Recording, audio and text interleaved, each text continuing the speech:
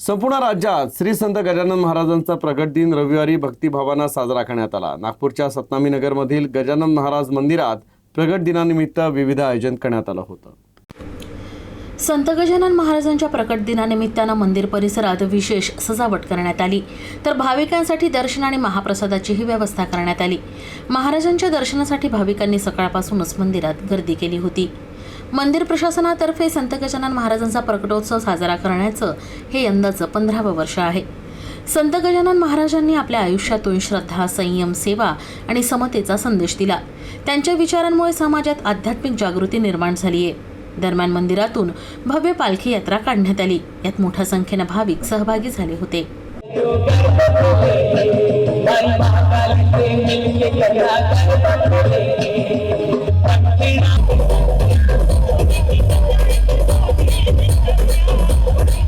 गेल्या 15 वर्षापासून आमच्याकडे गजानन महाराजांचा प्रकट उत्सव सुरू होत आहे आणि लहान प्रमाणात आम्ही सुरू केलं। आज जवळपास 15 वर्षाच्या कालावधीपर्यंत 4-5 हजार लोक संध्याकाळी आमच्याकडे महाप्रसाद घेतात।